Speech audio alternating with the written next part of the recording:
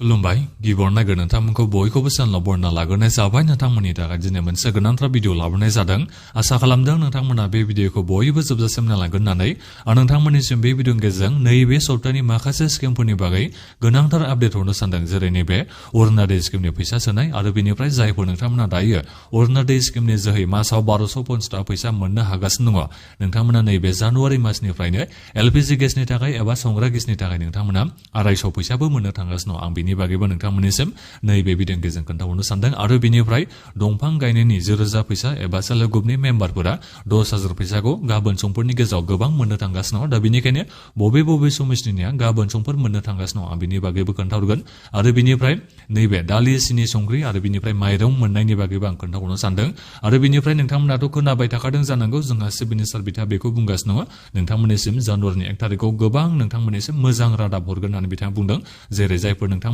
अरुणोदय स्किमनि जोहै मुलाम्फा मोननो हागासिनो दङ नोंथांमोना गिफ्ट एबा उफार मोननो थांगासिनो दङ दा बेफोरनि बागैबो आं नोंथांमोननिसिम नैबे भिडिअनि गेजेरजों खोन्थाहरनो सानदों आरो बिनि अनगायैबो आं नोंथांमोननिसिम माखासे स्किमफोरनि बागै नैबे भिडिअनि गेजेरजों खोन्थाहरगोन बयबो नोंथांमोना भिडिअखौल' जोबजासिम नायलांबानो जाबाय दा बेनिफ्राय आंनि मोनसे खावलायनायबो थागोरबाय गिबियावनो नोंथांमोना गिबियावनो गासिबो अननानै चेनेलखौ साबस्क्राइब खालामना लाग्रोलाय होननानै जाहाथे नोंथांमोना बेबादिनो भिडिअखौ मोननो हायो आं गिबियावनोथ' नोंथांमोननिसिम नैबे अरुणोदय स्किमनि फैसा सोनायनि बागैनो खोन्थाहरनोसै नोंथांमोना जानुवारिनि 10 थारिखआव नैबे अरुणोदय स्किमनि फैसाखौ मोननो थांगासिनो दङ जायखिजाया बे अरुणोदय होन्दों नालाय बेहाय अरुणोदय 1.0 अरुणोदय 2.0 बेनिफ्राय अरुणोदय 3.0 नि जायफोर नोंथांमोना एप्लाइ खालामनाय जायफोर नोंथांमोना फैसा मोनगासिनो दङ नोंथांमोना जानुवारिनि 10 थारिखआव फैसाखौ मोननो हागोन नैबे 1250 थाखा फैसाखौ नोंथांमोना दाखालि डिसेम्बरनि 12 थारिखआव मोनदोंमोन नाथायबा नोंथांमोननिसिम बेखौ बुंखादोंमोन चिफ मिनिस्टार बिथाङानो नोंथांमोना माने मोनफ्रोमबो मासाव 10 थारिखनि मोनफ्रोमबो मासनि 10 थारिखआवसो नोंथांमोना अरुणोदय स्किमनि फैसाखौ मोननो हागोन होननानै बिथाङा बुंखादों दा बेनिखायनो जानुवारिनि 10 थारिखआव नोंथांमोना 1250 थाखा फैसाखौ मोननो थांगासिनो दङ आरो बेनिफ्राय जायफोर नोंथांमोननिया फैसाया थाबथानानै दङ एबा एकाउन्टआ जायफोर नोंथांमोना प्रब्लेम जानाय नोंथांमोना जुदि गावबागावनि एकाउन्टखौ थिक खालामना लाबोबा नोंथांमोनाबो नैबे जानुवारिनि 10 थारिखआवनो अरुणोदय स्किमनि फैसाखौ मोननो हागोन दा बेनिफ्राय नोंथांमोना जायफोर गोदान एप्लाइ खालामनाय दाखालि बावै दा नोंथांमोननि नामा निसय बेनिफिसियारि लिस्टआव फैथ'वाखै जानो हागौ दा बेनिखायनो नोंथांमोना एसे समखौ नेनो नांगोन जानो हागौ नोंथांमोना फेब्रुवारिनि 10 थारिखआव अरुणोदय स्किमनि फैसाखौ मोननो हागोन जुदि नोंथांमोननि नामा बेनिफिसियारि लिस्टआव फैयोबा दानिया फैदो नैबे जायफोर अरुणोदय स्किमनि जोहै मुलाम्फा मोनगासिनो दङ दा नोंथांमोना जानुवारि मासनिफ्रायनो LPG गेसनि थाखाय एबा संग्रा गेसनि थाखाय नोंथांमोना 250 थाखा फैसा मोननो हागोन होननायखौथ' खोनाखाबाय जानांगौ जोंहा चिफ मिनिस्टार बिथाङानो एनाउन्समेन्टखौ खालामखादोंमोन नाथायबा मोनसे खोथा दै जोंनि BTCनिया नैबे जानुवारि मासाव मोननो हानाय नङा मानो होनोबा जोंनि नैबे BTCआव दिनैसिमबो नैबे LPG गेसनि थाखाय एबा 250 फैसानि थाखाय एप्लाइया जोंहा दिनैसिमबो जानानै फैयाखै एबा फर्म राननायनि हाबाफारिया जोंहा दिनैसिमबो जायाखै आरो दा बेनिखायनो नोंथांमोना नैबे आसामनि MLA नि इलेक्शननि सिगां नोंथांमोना जायफोर अरुणोदय स्किमनि मुलाम्फा मोनगासिनो दङ नोंथांमोना नैबे LPG गेसनि थाखाय 250 फैसाखौ नोंथांमोना मोनाबो जानो हागौ जुदि खामानिया थाबैनो जायोबाथ' नोंथांमोना फेब्रुवारि मासहालागै मोननायनि चान्सआ दङ नाथायबा जोबोद दायो चान्सआ खम होननानै बेखौ नोंथांमोननिसिम बुंहरनाय जायो डाइरेक्ट एप्लाइ खालामबानो दि मोनगोन बेबोथ' नङा नालाय माखासे जोंहा भेरिफिकेसन प्रसेस बायदि जोंहा थायो दा जिखियानो जाया मानो नोंथांमोना जायखिजाया इलेक्शननि उनावसो मोनगोनखौ नोंथांमोना आसाखौ लाबानो जाबाय नैबे LPG गेसनि 250 फैसाखौ दा बे जाहैबाय बियो दा बिनिफ्राय गोदान एप्लाइया जोंहा जाबावगोन आं नोंथांमोननिसिम मैयाबो बेखौ बुंहरदोंमोन जोंहा गोदान एप्लाइया बावैसोनो जानानै फैबावगोन इलेक्शन जोबनायनि उनावनो जोंहा अरुणोदय स्किमनि थाखाय आरोबाव गोदानै जोंहा एप्लाइया जागोन दा बिनिफ्राय फैदो नैबे सेल्फ हेल्प ग्रुपनि 1000 फैसा सोनायनि बागै आं खोन्थाहरनोसै जोंहा गाबोन डिसेम्बरनि 30 थारिख गाबोन जोंहा नैबे बाक्सा डिस्ट्रिक्टनि मानास समस्तिनिया मोननो थांगासिनो दङ आं नोंथांमोननिसिम डेटखौ खोन्थाहरनो हानाय जायाखैमोन दायो आं डेटखौ मिथिना मोननो हाबाय बाक्सा डिस्ट्रिक्टनि मानास समस्तिनिया माबायाव मोननो थांगासिनो दङ गाबोन मोननो थांगासिनो दङ नैबे सेल्फ हेल्प ग्रुपनि 1000 फैसाखौ एबा दंफां गायनायनि 1000 फैसाखौ दा बिनिफ्राय बिनि उनाव बबे समस्तिनिया मोननो हागोन माजबाद समस्तिनिखौ बेखौ मिथिना मोननो हानाय जादों नैबे जानुवारिनि 3 थारिखआव एबा फैगोन सुनिबार खालि नैबे दंफां गायनायनि 1000 फैसाखौ मोनगोन होननानै बेखौ मिथिना मोननाय जादों दा बेनिखायनो जायफोर नोंथांमोना माजबाद समस्तिनि बयबो नोंथांमोना कमेन्ट खालामनानै खोन्थाहरबानो जाबाय नोंथांमोननि नामा लिस्टआव फैगोन ना फैयाखै बिनि बागै दाखालि जोंहा लिस्ट बायदिसिना फैदोंमोन दा बेनिखायनो सोरनिया नामाव फैदों सोरनिया फैयाखै बेखौ नोंथांमोना भिडिअखौ मुक्सआव कमेन्ट खालामनानै खोन्थाहरबानो जाबाय दा बेनिफ्राय नैबे दंफां गायनायनि फैसाखौ आरोबाव नैबे मागोनि सिगांनो जोंहा बाखिखिनि समस्थियाबो मोननो थांगासिनो दङ फ्रायैनो मोनजोबफ्रामगोनानो माने मोनफा मोननैल' समस्थिया जोंहा 20 तारिखनि बिथोराव मोनहैगोन आरो जानुवारिनि 20 तारिखनि बिथोराव दा जिखियानो जाया मानो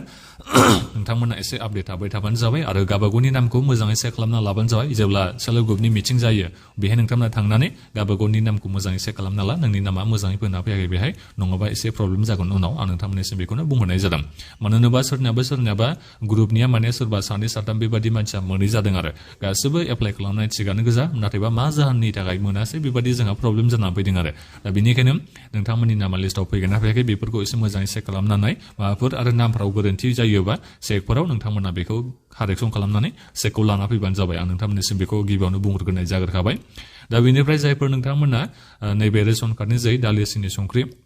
बिनिफ्राय माइरं मोनबाय थानो हायो नोंथांमोना जानुवारिनि 1 तारिख खालि नोंथांमोना 100 फैसायावनो मोननो थांगासिनो दङ 100 रुपिसावनो नोंथांमोना दालि 1 केजि सिनि 1 केजि संख्रि 1 केजि नोंथांमोना मोननो थांगासिनो दङ 100 थाखाल' नोंथांमोना होनो नांसिगोन आरो दा बे जाहैबाय दा बिनि उनाव इलेक्सननि उनाव बिथांमोना बेखौ बुंदों हिमन्त बिश्व शर्मा बिथाङा जुदि सरकाराव फैफिनोबा नोंथांमोननिसिम 1 केजि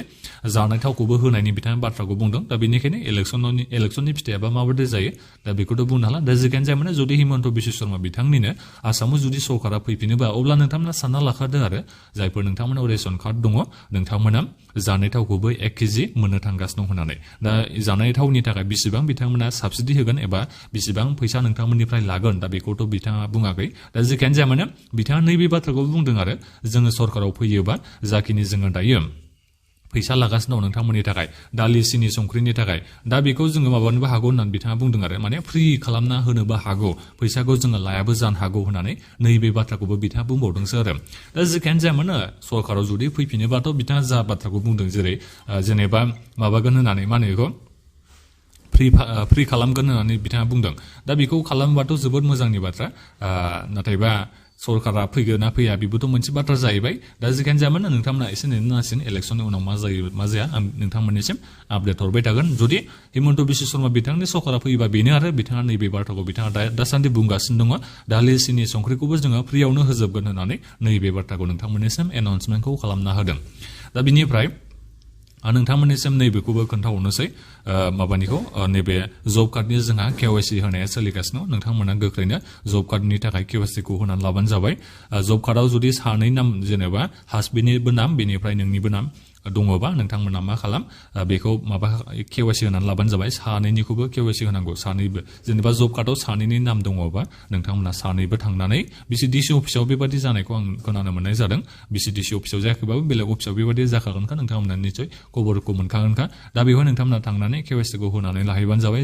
जोबोद गोनांथार नङाबा नोंथांमोना इयुनाव मुलाम्फाफोरखौ मोनाबो जानो हागौ जुदि केवाइसिखौ होनानै लायाबा आरो केवाइसिखौ होआबाथ' जोंहा मुलाम्फा मोननायाबो थाब थाखायो नोंथांमोना बेखौथ' मिथिखायो जानांगौ दा बेनिखायनो नैबे जब कार्डनि केवाइसिखौ नोंथांमोना बयबो होनानै लाबानो जाबाय दा बेनिफ्राय उपहारनि बागै नोंथांमोना साननैसोनि उनावनो मिथिनो मोननो थांगासिनो दङ साननैसोनि उनाव माने जानुवारिनि 1 तारिखआवनो नोंथांमोना उपहारनि बागै मिथिना मोननो थांगासिनो दङ जायफोर नोंथांमोना अरुणोदय स्किमनि जे मुलाम्फा मोनगासिनो दङ नोंथांमोना गिफ्ट एबा उपहार मोननो थांगासिनो दङ जानुवारिनि 1 तारिखआव नाथायबा नोंथांमोना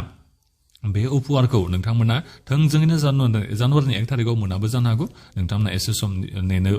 गोनांथिबो जानो हागौ आरो दा जिखियानो जाया मानो नोंथांमोना बयबो आपडेट थाबानो जाबाय जानुवारिनि 1 तारिखआव आं नोंथांमोननिसिम जेसेबां हायो मा स्किम बिथाङा एनाउन्समेन्ट खालामो आं बेखौ नोंथांमोननिसिम मोजां भिडिअ लाबोनो नाजागोन मानो होनोबा जानुवारिनि 1 तारिखआव बिथांमोना गोबां स्किम लाबोगोन जेरै निजुत बाबु आसनि स्किम लाबोगोन फरायसाफोरनि थाखाय बिथांमोनाबो मासाव फैसा मोननो हागोन आं बिथांमोननि बागैबो एसे उनाव भिडिअ लाबोगोन नैबे निजुत बाबु आसनि स्किमनि बागैबो सोरबादि एप्लाइ खालामनो हागोन प्राइभेट कलेजाव फरायनायफ्रा एप्लाइ खालामनो हागोन बेफोरनि बागै आं नोंथांमोननिसिम एसे उनाव भिडिअ लाबोगोन आरो बिनि अनगायैबो माखासे स्किम लाबोगोन बेल' नङा जेनेबा निजुत बाबु स्किमल' लाबोगोन बे नङा माखासे आरोबाव स्किम लाबोगोन दा बेनिखायनो नोंथांमोना जानुवारिनि 1 तारिखआव बयबो नेनानै थाबानो जाबाय आरो आं नोंथांमोननिसिम बेखौ बुंहरखानाय जाबाय जानुवारिनि 1 तारिखआव नोंथांमोना गासैबो लिमिटआव रंजाबानो जाबाय जानाय लोंनायफोरखौ एसे नोंथांमोना लिमिटआव दोनबानो जाबाय आरो आं नोंथांमोननिसिम बेखौनो आंनिफ्राय खावलायनाय थाबाय दा बेखिनियानोमोन नोंथांमोना बे भिडिअखौ बयबो शेयार खालामदो आरो जाहाथे नोंथांमोना बेबादिनो भिडिअ मोननो हायो बिनि थाखाय नोंथांमोना गासैबो चेनेलखौबो साबस्क्राइब खालामनानै लाबानो जाबाय दा बेखिनियानोमोन गोजोन्थों